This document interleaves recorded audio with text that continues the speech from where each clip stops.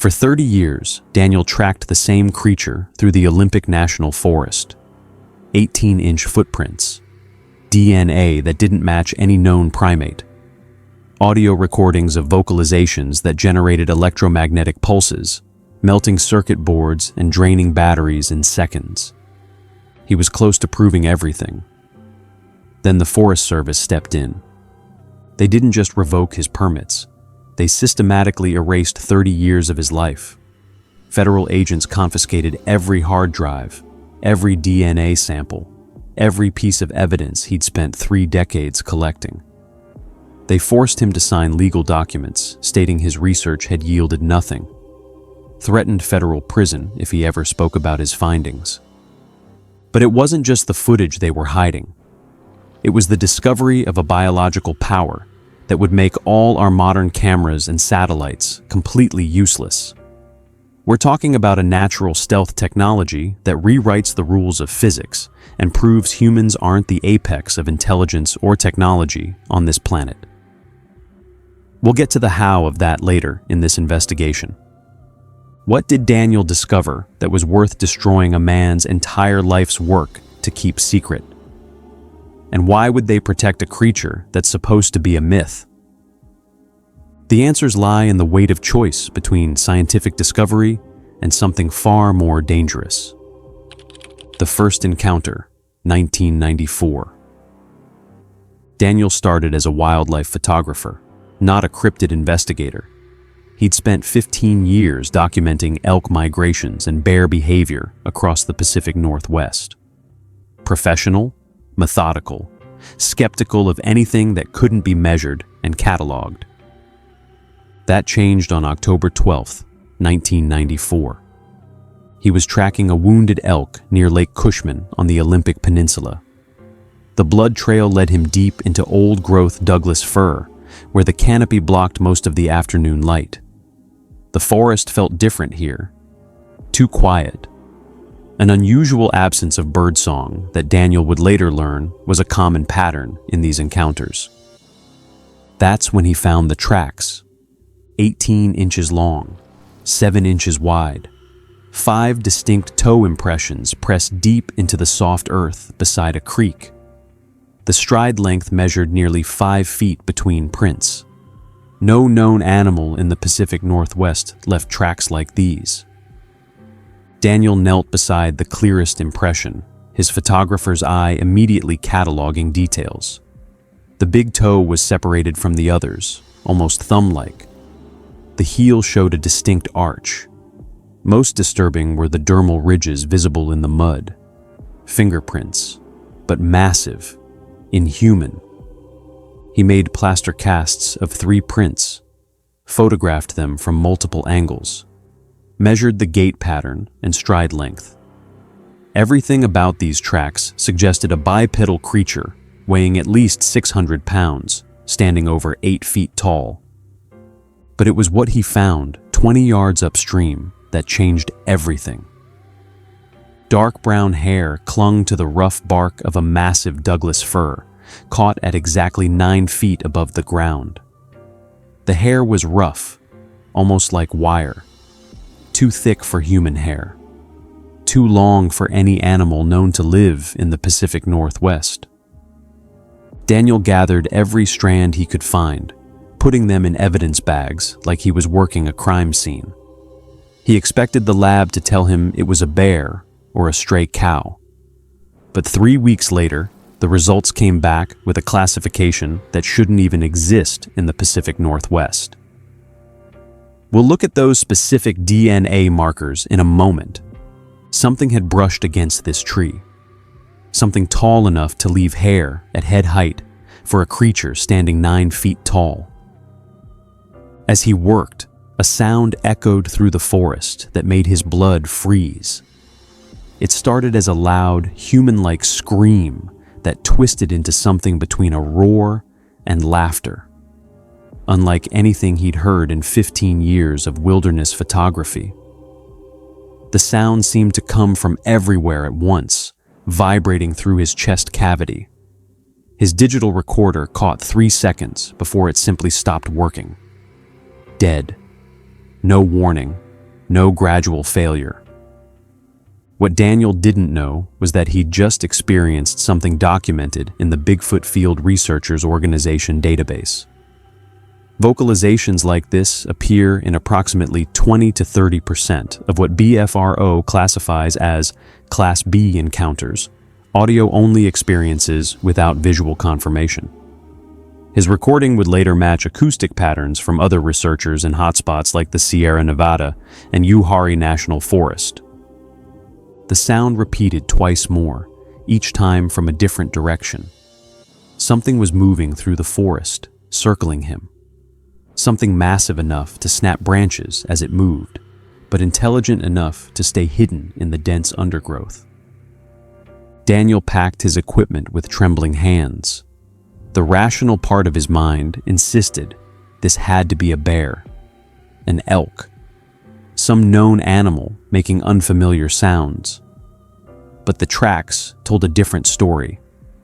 The hair samples told a different story. The intelligence behind those movements told a different story. He hiked out in gathering darkness, constantly looking over his shoulder. The feeling of being watched never left him. Even after he reached his truck, even after he drove the winding mountain roads back to civilization, he couldn't shake the certainty that something had evaluated him in those woods, studied him, decided whether he posed a threat. 3 weeks later, the lab results came back on the hair samples. Unknown primate. DNA markers that didn't match any cataloged species in North America. The gene scientist at the University of Idaho, who ran the tests, called him personally. "Where did you get these samples? This is unlike anything we've seen. The DNA shows human markers that shouldn't be there. Whatever left this hair, it's closer to us than any known primate. But with genetic sequences, I can't classify. This isn't just about a monster in the woods. These markers suggest a parallel branch of humanity that took a completely different path, one that kept them hidden while we built cities." When Daniel tried to get the results peer-reviewed by mainstream genetics labs, they were dismissed as contaminated samples. The unusual markers were attributed to human contamination during collection, despite Daniel's careful field protocols. Unknown primate. DNA markers that shouldn't exist in North America. If you were Daniel, would you have stopped there? Or would that phone call have been the moment you knew there was no turning back? If this DNA sounds like science fiction, wait until you hear from a man who spent 28 years in the Forest Service, seeing the physical aftermath of these genetic traits. He's coming up later to reveal the Type 3 protocols the government never wanted you to hear. Daniel stared at the plaster casts lined up on his kit white table. 18 inches long, 5 toes, dermal ridges that proved intelligence, hair from a creature that shouldn't exist. That night, he made a decision that would define the next 30 years of his life. He was going back to find it. Building the Evidence Archive, 1994 to 2004. Daniel returned to the Olympic Peninsula 3 days after receiving those lab results. This time, he came prepared. Trail cameras, motion sensors, audio gear made for studying wildlife, plaster casting materials, sample collection kits, everything a serious field researcher would need to document an unknown species. He established base camp 2 miles from the original track site, using his wildlife photography permits to justify extended stays in the forest. The Forest Service rangers knew him as a legitimate researcher. They had no reason to question his activities. What followed was the most frustrating game of cat and mouse Daniel had ever experienced. The failure, complete electronic sabotage. The first year was a masterclass in technological humiliation. Daniel would position cameras along known game trails, only to find them completely dead within hours. Not damaged, not stolen, simply neutralized. When he finally opened the housings, he found circuit boards that looked like they'd been hit by lightning. batteries drained to zero despite being fully charged that morning. Memory cards wiped clean of all data. That's when Daniel realized what he was dealing with. This wasn't random equipment failure. Something was systematically hunting his technology with focused electromagnetic energy. But Daniel had spent enough time in the wilderness to recognize patterns. The broken equipment wasn't random. It happened in specific spots, along certain animal trails, near particular groups of old trees. The creature wasn't just avoiding his cameras. It was actively disabling them, using a force that shouldn't exist in nature. The Win, reading the intelligence. That realization changed his approach entirely. Instead of trying to catch the creature unaware, he began thinking like a detective. If something was smart enough to disable his cameras, maybe it was smart enough to leave other kinds of evidence. The breakthrough came in spring of 1996. Daniel discovered the migration route. 3 valleys connected by ridge trails, forming a roughly triangular territory covering 40 square miles.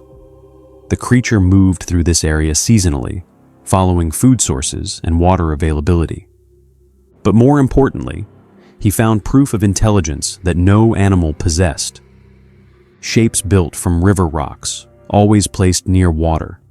Triangle patterns, perfect circles, complex spirals that took careful planning and work. The stones were too heavy for any animal to move casually, too precisely arranged to be natural formations. Something was marking territory, leaving messages, communicating through deliberate construction. Daniel had lost the technology war, but he'd won something far more important. He'd learned to read the mind of his opponent. Daniel realized his cameras weren't failing, they were being hunted. Have you ever had your tech completely die on you in the deep woods for no reason? Tell me your dead battery stories in the comments. I want to see if the patterns match. The 1998 thermal imaging footage changed everything. Daniel had positioned the camera along a known crossing point, a shallow section of creek where tracks appeared regularly.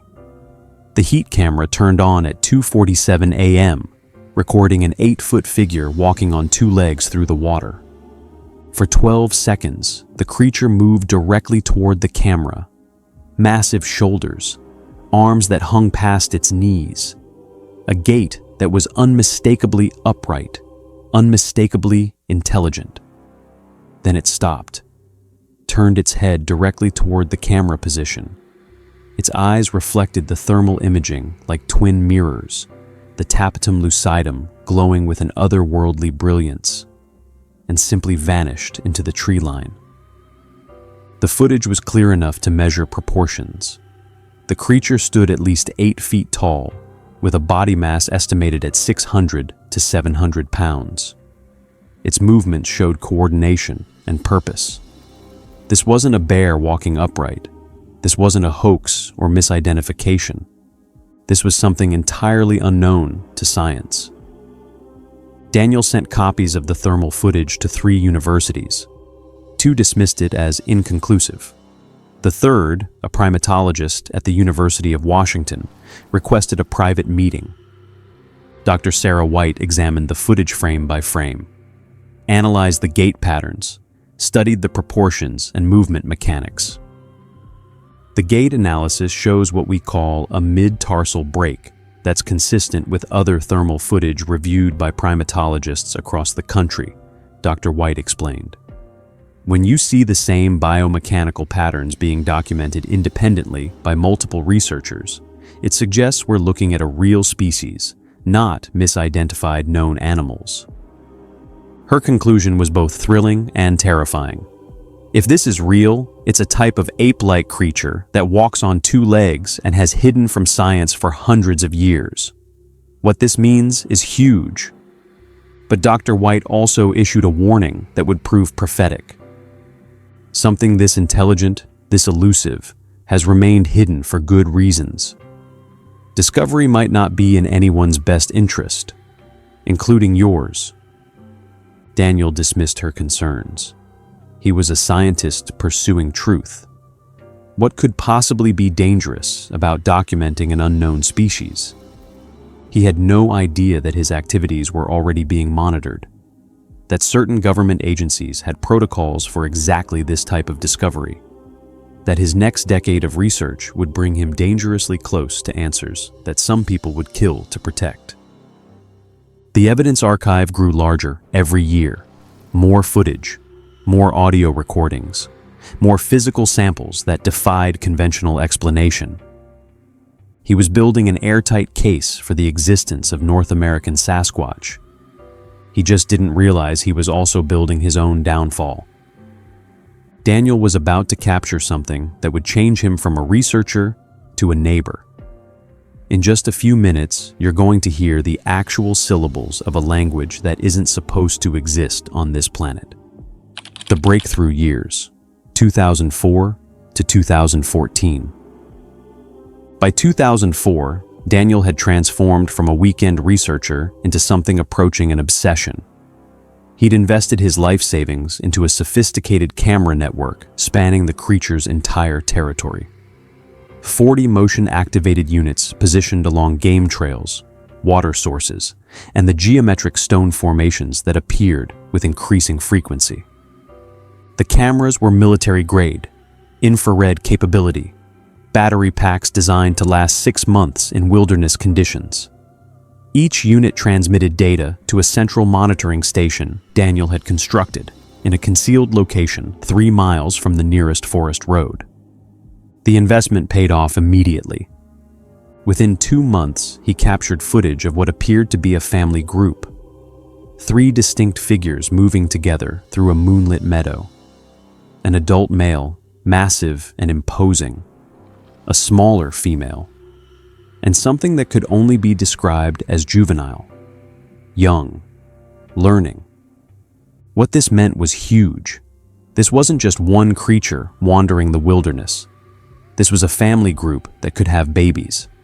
A species with social structure, family units, generational knowledge transfer. But it was the 2007 footage that changed everything. Camera 12, positioned near a known feeding area, malfunctioned at exactly 11:47 p.m.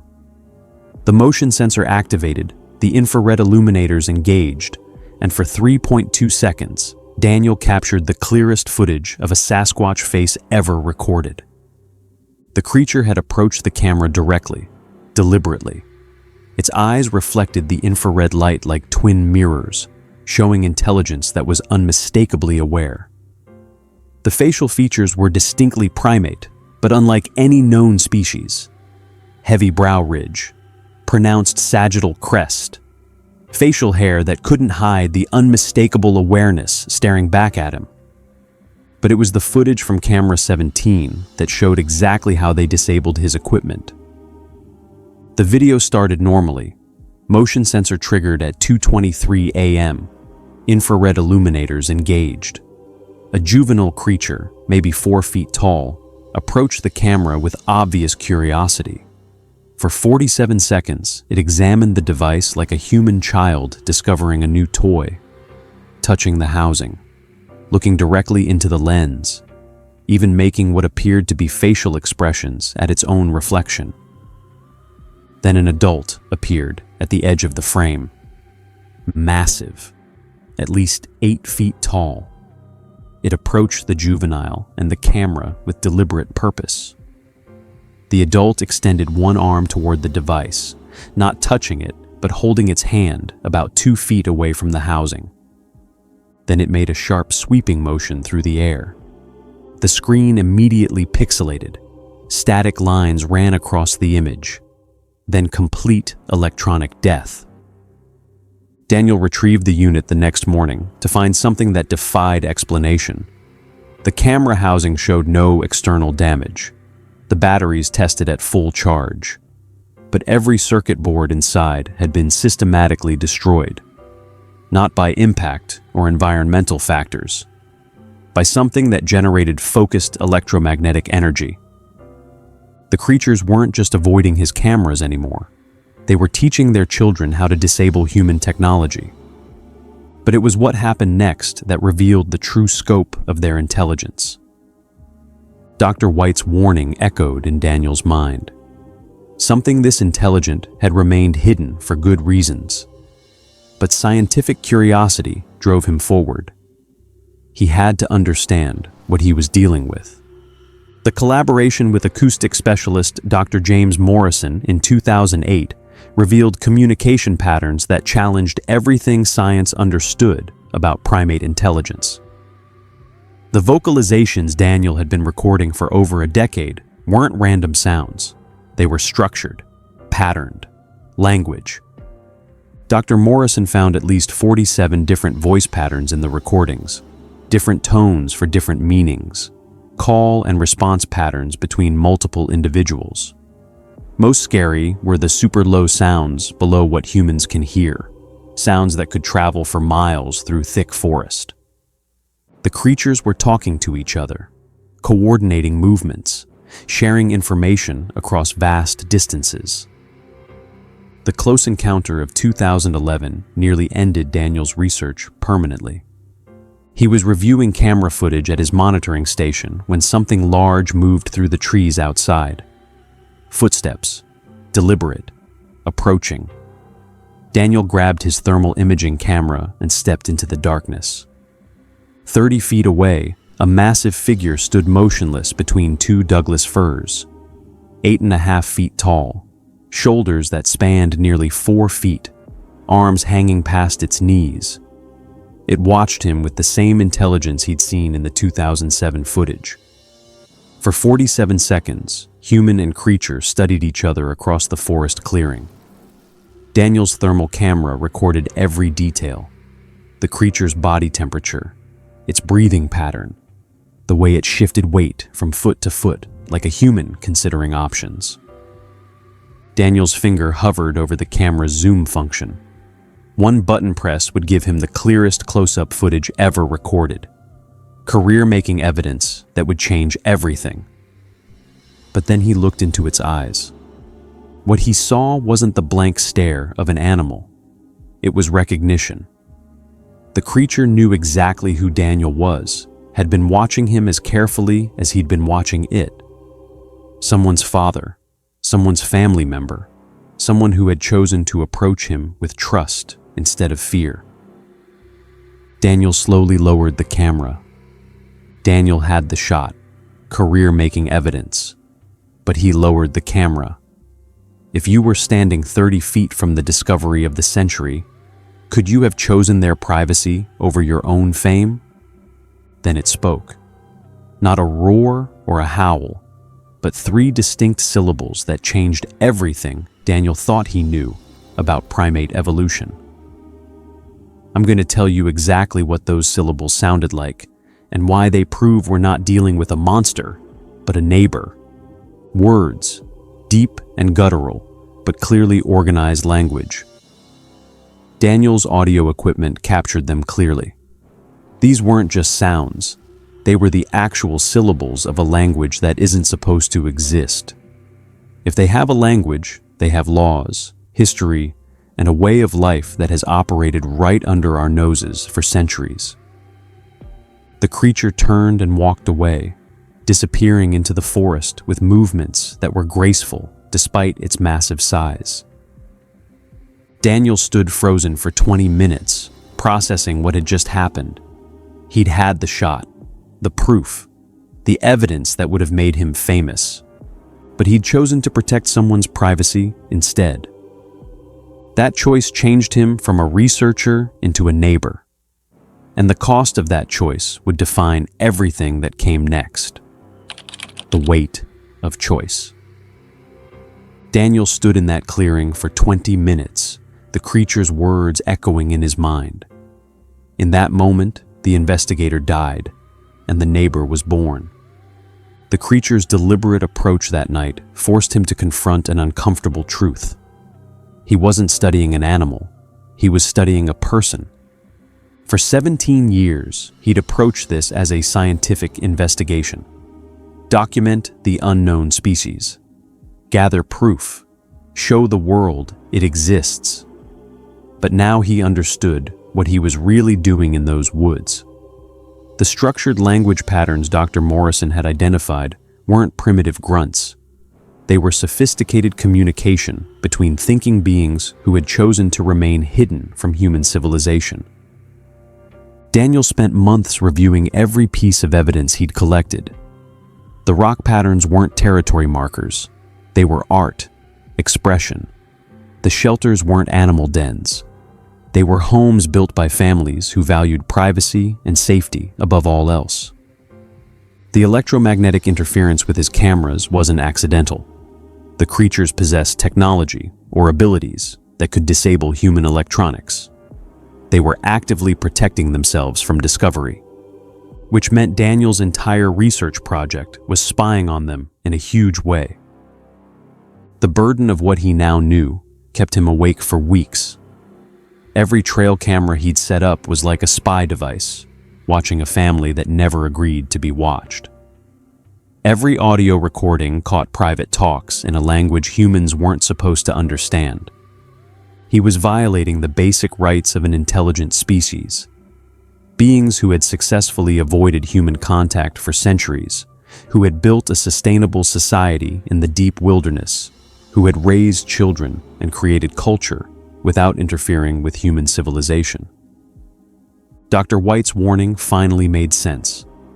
Discovery might not be in anyone's best interest. If Daniel shared his findings, what would happen to these creatures? Government groups would flood the forest. Scientists would want body samples. The military would want to understand their electric powers. Tourist hunters would arrive seeking trophies. The creatures' peaceful life would end. Their children would grow up in a world where humans knew about them, hunted them, studied them like lab rats. The 2012 evidence suggested they were already aware of being watched. Daniel's cameras began capturing footage of creatures deliberately avoiding his equipment, not just staying out of range, but actively disabling units before they could record. The stone arrangements appeared closer to his monitoring station, as if the creatures were sending a message. "We know you're here. We know what you're doing. We're allowing it for now."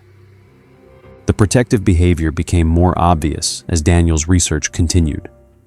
When he approached too closely to shelter sites, massive figures would appear at the tree line. Not threatening, just present, making it clear that he was trespassing on private property. The creatures were setting boundaries, establishing rules of engagement, treating Daniel like a neighbor who needed to learn proper etiquette rather than an enemy to be eliminated. The creatures were trusting him, but Daniel didn't realize that by earning their trust, he was inadvertently painting a target on their backs. There's a specific sound he recorded in his final weeks, a goodbye that explains exactly why the Forest Service had to move when they did. That level of restraint and sophistication proved their intelligence more than any footage ever could. Daniel faced an impossible choice. 30 years of research had brought him to the brink of the greatest zoological discovery in human history. He possessed evidence that would revolutionize anthropology, primatology, and our understanding of intelligence itself. But publishing that evidence would destroy the very beings he'd spent 3 decades studying. The cost of his silence consumed him. Scientific discovery versus the protection of an intelligent species that had chosen to remain hidden. In 2013, Daniel made a decision that would define his final decade of research. He would continue documenting the creatures, but with new protocols. Respectful distance. No more invasive surveillance. No more attempts to capture clear footage of faces or family groups. He would study them like a respectful neighbor rather than an intrusive scientist. The creatures seemed to sense this change in approach. The electromagnetic interference decreased. His equipment failures became less frequent. The protective behaviors shifted to something approaching acceptance. Daniel had earned their trust by choosing their privacy over his ambition. He had no idea that choice would ultimately lead to his downfall. The final evidence, 2014 to 2024. Daniel's respectful approach to research yielded extraordinary results over the next decade. The creatures seemed to understand his shift in methodology, responding with unprecedented cooperation that provided evidence beyond anything he'd collected in his first 20 years of investigation. By 2024, Daniel had 3 pillars of proof that would change everything: their blood, their food, and their words. Their blood, the DNA revolution. The advanced DNA analysis of 2015 changed everything science thought it knew about primate evolution. Dr. White's lab at the University of Washington had developed new sequencing techniques that could extract genetic information from degraded hair samples. The results defied classification. The creature's DNA showed markers consistent with early hominid species, but with genetic sequences that didn't match any known evolutionary timeline. Chromosome structures that suggested intelligence comparable to modern humans, but with physical adaptations for wilderness survival that exceeded any known primate species. The DNA analysis revealed the mechanism behind their electromagnetic abilities. Specialized neural pathways in their brain structure allowed them to sense and manipulate electrical fields around them. Their civilization, environmental engineering. The 2017 breakthrough revealed sophisticated environmental management. Hidden meadows showed signs of careful agriculture, certain plants cultivated, while others were selectively removed. Root vegetables were harvested sustainably, leaving enough for regeneration. Berry bushes were pruned to increase yield. The shelter discoveries provided physical evidence of architectural planning. Hidden structures built from fallen timber and carefully arranged stones showed wind blocks, water drains, and concealed entrances. The construction demonstrated understanding of weather patterns and long-term planning. These weren't just hunters and gatherers. They were environmental engineers managing their territory with a level of sophistication that revealed a complex society operating parallel to human civilization. Their words, the language discovery. The 2019 recording session provided the most compelling evidence of their intelligence. Daniel had positioned long-range audio equipment near a known gathering site, hoping to document their communication patterns. What he captured was a structured conversation lasting over 40 minutes. Dr. Morrison's analysis identified multiple distinct voices engaged in what could only be described as debate. Tonal variations suggested disagreement, persuasion, and eventual consensus. The complexity rivaled human political discussions, with clear evidence of abstract reasoning and long-term planning. Most chilling was the subject matter. The creatures were discussing Daniel. Frequency analysis revealed his name spoken multiple times in their guttural language. They knew who he was. They'd been monitoring his activities as carefully as he'd been studying theirs. The conversation suggested they were debating whether to continue allowing his presence in their territory. They were debating whether to allow him to stay. What do you think a species that has stayed hidden for centuries calls us? Give me your best cryptid name for humans in the comments. The trail camera footage from 2020 showed something that kept Daniel awake for months. A juvenile creature, no more than 4 feet tall, was being taught to avoid human detection methods. The adult demonstrated how to disable electronic equipment without leaving trace evidence, how to move through forest without breaking branches, how to mask scent trails that might attract human attention.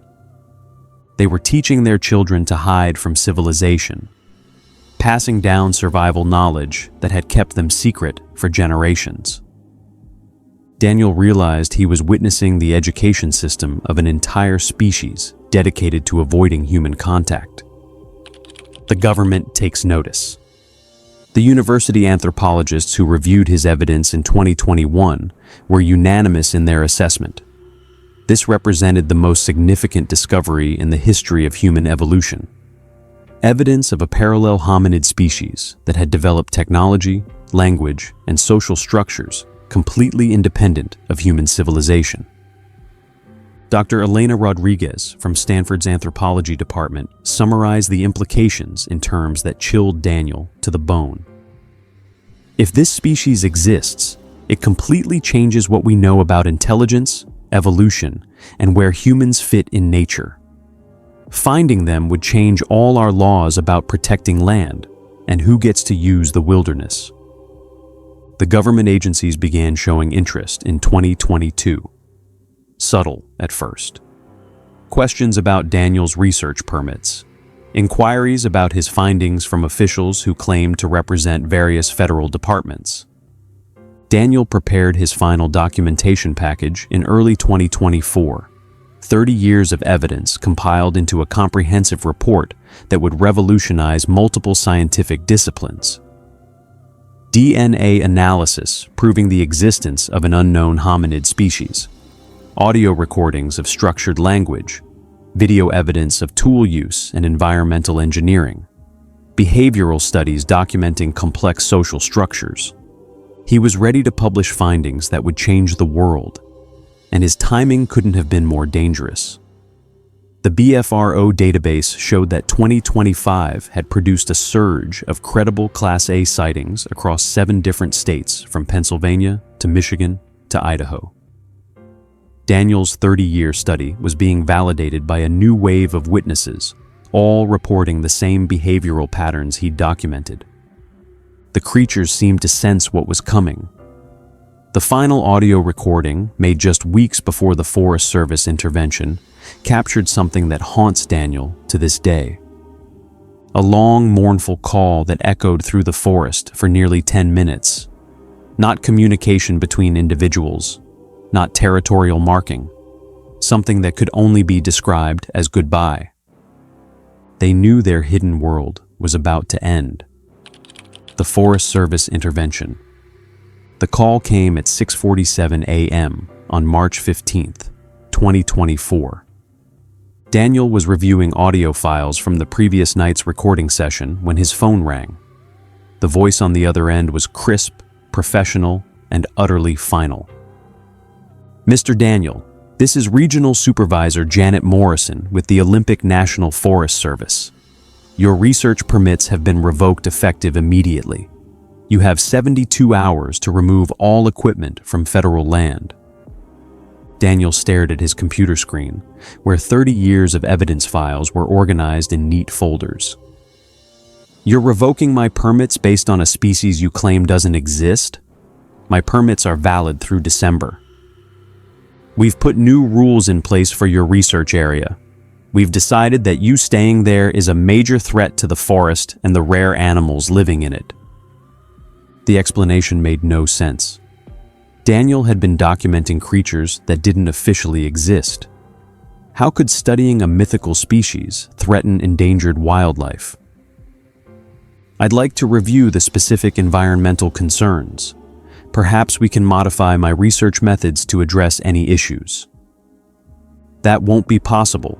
Federal agents will arrive at your monitoring station within 48 hours to oversee equipment removal. Any materials left on federal property after the deadline will be confiscated. The line went dead. Daniel spent the next 2 days frantically backing up data files and preparing his evidence for transport.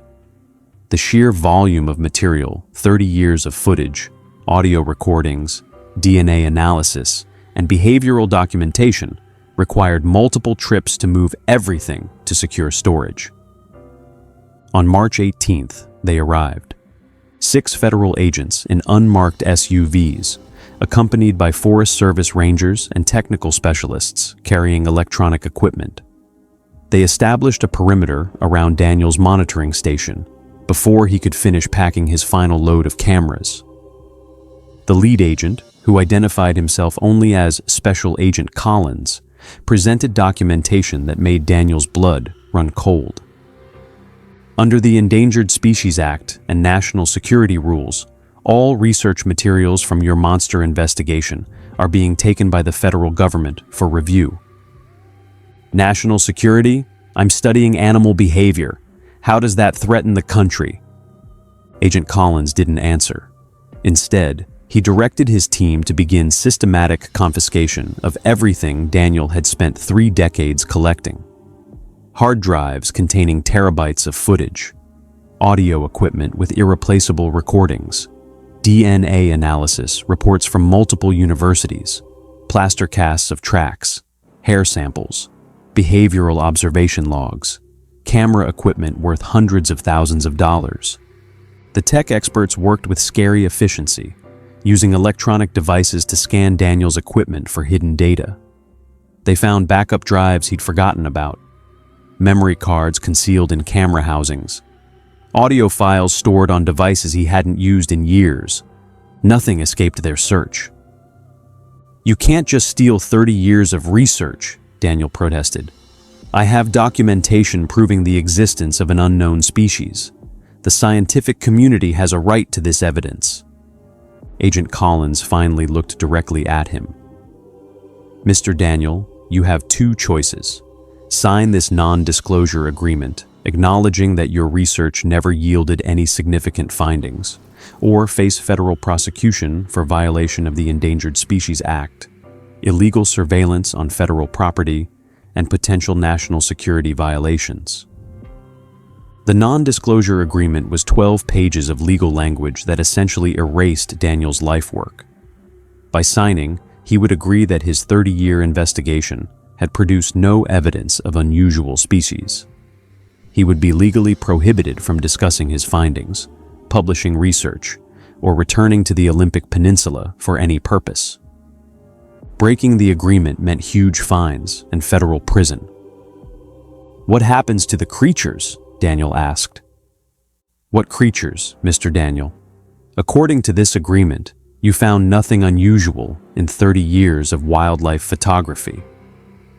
Daniel stared at the document. 3 decades of evidence. Proof of an intelligent species that had successfully hidden from human civilization. DNA analysis that would revolutionize understanding of human evolution. All of it disappearing into government files that would never see daylight. He signed the agreement. The agents finished their work by sunset, leaving Daniel standing alone in the forest where his life's work had been systematically erased. His monitoring station was dismantled. His camera network was gone. Even his research permits were officially revoked with no possibility of renewal. 30 years of investigation had vanished as if it never existed. But late that night, as Daniel drove away from the Olympic Peninsula for the last time, he heard something that stopped him cold. That same mournful call, echoing live through the darkness. They knew he was leaving. They had come to say goodbye. The creatures were still there, still hidden, still protected by people who understood that some discoveries were too dangerous to reveal. The tracker's perspective. 3 months after Daniel's research was confiscated, I received a call from someone who claimed to have worked the same region for the Forest Service. He wouldn't give his real name, but his knowledge of the Olympic Peninsula's backcountry was undeniably authentic. "Call me Frank," he said during our first phone conversation. "I tracked those woods for 28 years before I retired. I know what Daniel found out there, and I know why they shut him down." Frank agreed to meet at a diner in Port Angeles, far enough from the forest to avoid any unwanted attention. He was exactly what you'd expect from a career wilderness tracker. Weathered hands that had spent decades reading sign, eyes that missed nothing. The kind of man who could tell you what animals had passed through an area just by examining broken twigs and disturbed soil. "I started seeing the unusual signs back in 1987, Frank told me over coffee that had gone cold 20 minutes earlier. Tracks that didn't match anything in the field guides. Tree damage at heights no bear could reach. Stone arrangements that appeared overnight in areas I'd patrolled the day before." Frank pulled out a worn notebook, pages filled with sketches and measurements accumulated over nearly 3 decades of observation. The drawings showed track patterns, stride measurements, and detailed notes about locations where he'd encountered evidence of something unknown. The agency has unofficial procedures for this kind of thing, he explained, lowering his voice even though the diner was nearly empty. Not written protocols, nothing you'll find in any archaeological or wildlife manual. These are clandestine procedures that get passed down from supervisor to supervisor off the books. What to do when you encounter evidence that can't officially exist. According to Frank, the Forest Service has been quietly managing unusual activity in the Olympic Peninsula for over 50 years. Rangers and trackers regularly encounter signs that don't match known wildlife patterns, but there's no official policy for handling it. Instead, there's an unspoken understanding to document everything, report it through back-channel communications, and avoid discussing findings with anyone outside a select circle. We had a ranking system, Frank said. Type 1 was normal wildlife. Type 2 was weird but explainable. But then there was Type 3.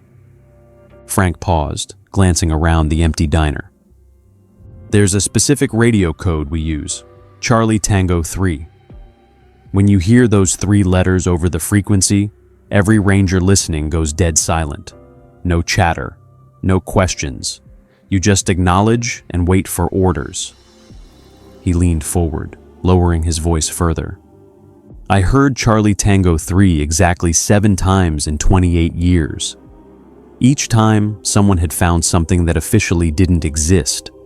And each time, that someone learned real fast why some discoveries stay buried. Frank isn't just sharing a story. He's giving us the blueprint for what the government is hiding.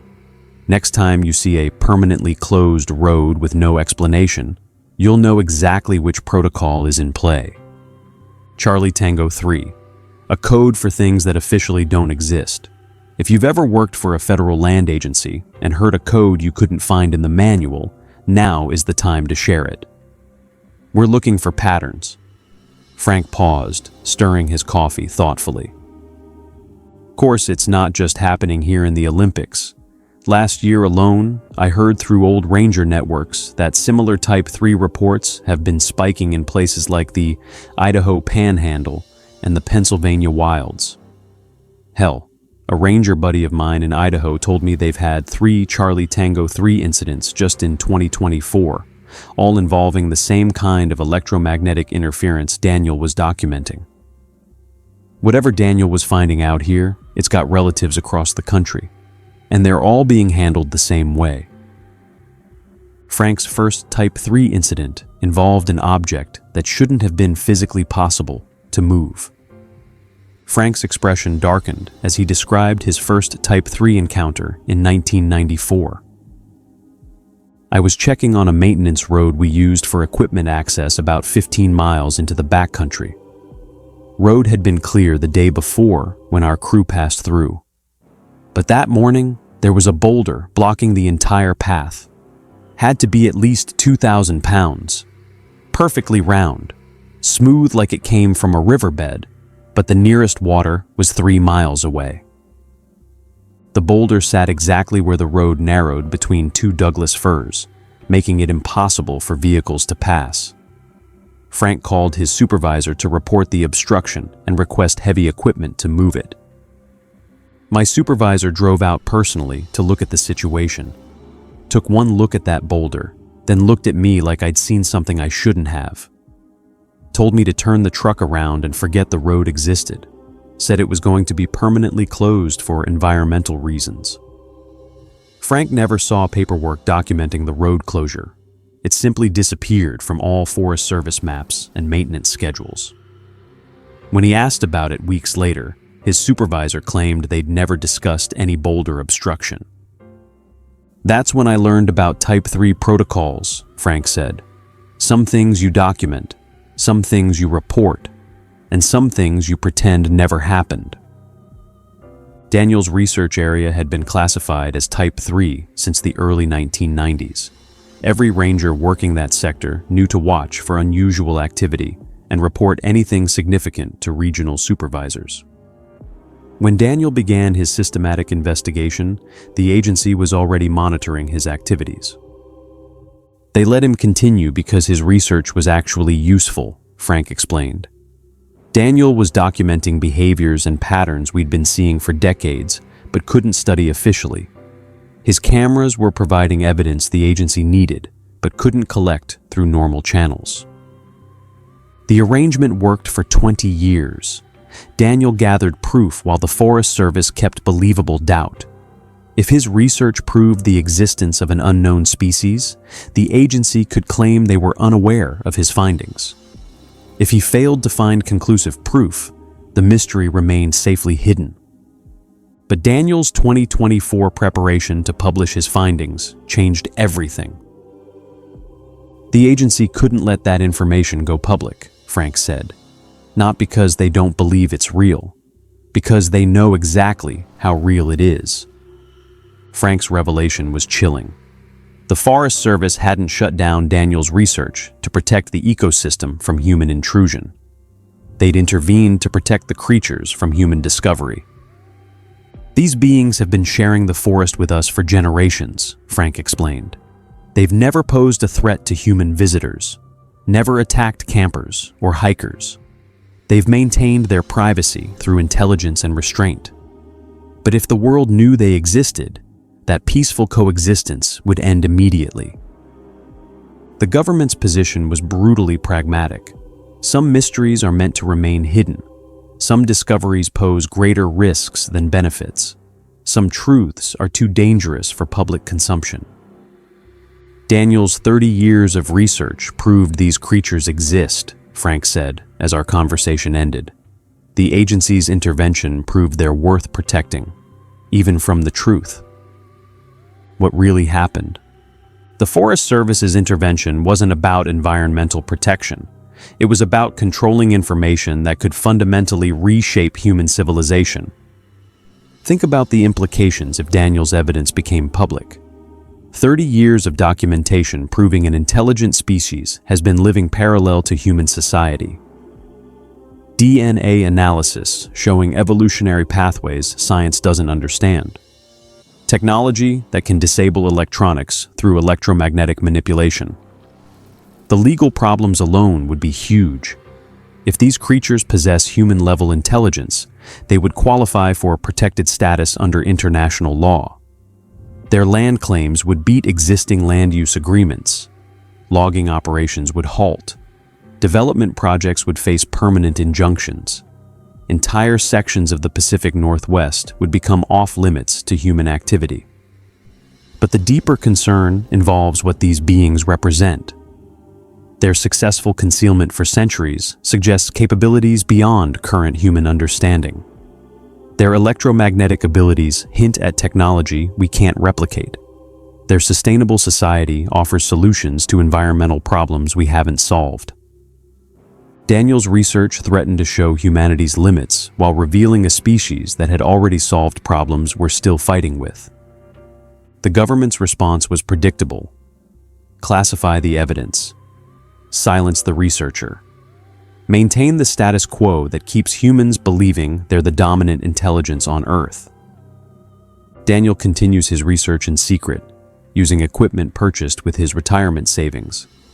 He can't publish his findings or return to the Olympic Peninsula, but he can't stop seeking answers about the creatures that changed his understanding of what it means to be human. That mournful goodbye echoing through the forest wasn't just a creature saying farewell. It was the sound of a neighbor acknowledging that peaceful coexistence was about to end. Daniel spent 30 years learning to respect boundaries that most humans don't even know exist. The government spent 30 minutes erasing evidence of the most intelligent species-level diplomacy in recorded history. The weight of choice sits heavy on all of us now. Do we demand the truth about what's living in our forests? Or do we protect the families that have been hiding there for generations? But here's what the Forest Service can't control. You.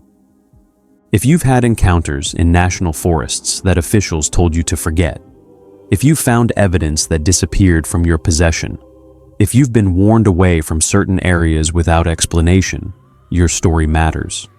The government silenced Daniel, but they can't silence all of us. Do you think some truths are too dangerous for the public?